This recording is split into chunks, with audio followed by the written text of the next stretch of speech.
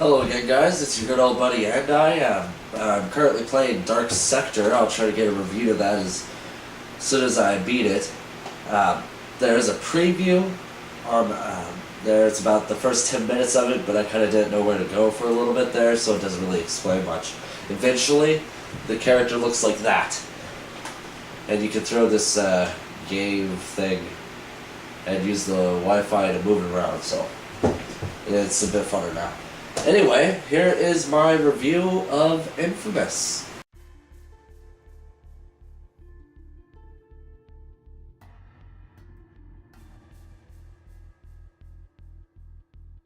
Where do I begin with this game? You have a lot of those free-roaming Sucker Punch. That's wrong. That's the company. What are they called? Sandbox type games, in which it's basically a free-roaming world, and you have basic goals and objectives that you have to accomplish. You know, like Grand Theft Auto, Assassin's Creed, a couple of different games along that line. Now, I think Infamous does it best. I got tired with the Grand Theft Auto franchise a long time ago.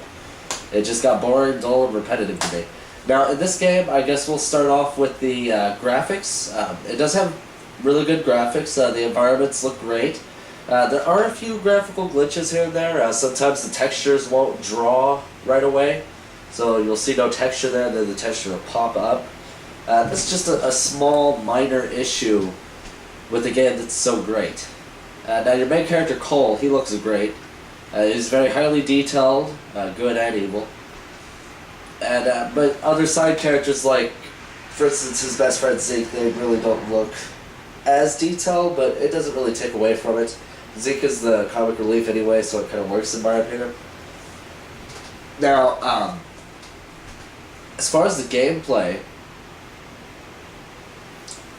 you can grab or stand or pretty much everything you see, practically. There'll just be a couple of things that he can't grab onto. This makes it incredibly quick and fun to be able to scale buildings, which can get quite tall, by the way. Jump from rooftop to rooftop, jump off the rooftop, and then slide and grind on a power cable. Jump on top of a lamppost, slam down from 40 stories high and blow up a bunch of cars. I mean, it works so well, and it just makes it so much fun. And as far as the missions go, the objectives, they have a variety to them. Now, you will find yourself doing missions that are similar to other missions, but they always manage to keep it fresh or more challenging before that particular type of mission gets stale or boring. And the primary missions, they, in my opinion, do a lot better than most other games in capturing the action-adventure kind of game feel. Because, like, you have games like God of War, Prince of Persia, where it's a linear action-adventure game. And there's certain things that you pull off in a linear action-adventure game as compared to a sandbox game like Assassin's Creed, for instance. But with Infamous, the primary objectives, there are a lot of those missions that just have that epic feel to them as an action-adventure game would, or it just feels like you're playing an action-adventure game in the primary missions. Now, the side missions, they're simpler, and they do have a tendency to repeat themselves, like I said, but really, they're handy to do because you'll gain territory in the game by doing these side missions, or by building up your karma, which is either good or evil in the game, and so enemies don't go into your territory anymore, which really gave me some want to get those side missions out of the way and get those areas clean, because, how do I put it? This game isn't a walk in the park. The enemies, they get bigger, badder, tougher. But then you have the regular little grunts that have their assault rifles that shoot at you. And, Jesus, they have the best aim I have ever seen. Never have I seen somebody be able to shoot somebody jumping between power cables and then onto a train and be able to shoot me mid-air. How do they do that? I don't know. Now the powers. The powers are really where they shine. There's actually one part in the game where I smiled because I felt like God. That's how cool the power was. You can upgrade them, you gain experience, the powers just get cooler and cooler, you have differences between the good and evil powers. Now the story.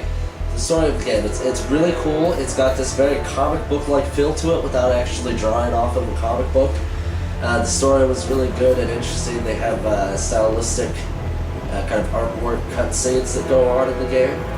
And that really helps to create a stylistic feel to it. It had a pretty darn good ending. It ended I was not expecting. And after a 7-minute epic fight, that was a pretty good ending to be rewarded with. Of course, I played evil, because I love being evil.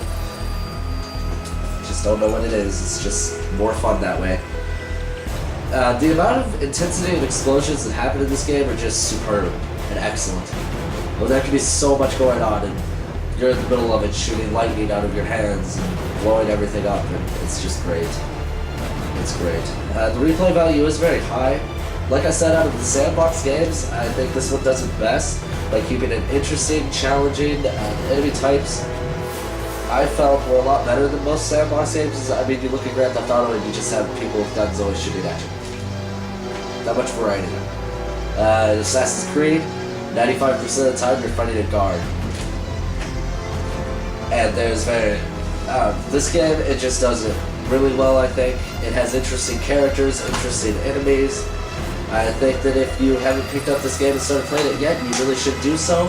It is definitely worth $60 that you will pay for it. And just another great game to add to my collection. Anyway, this has been Andi. You guys go ahead and go play some games.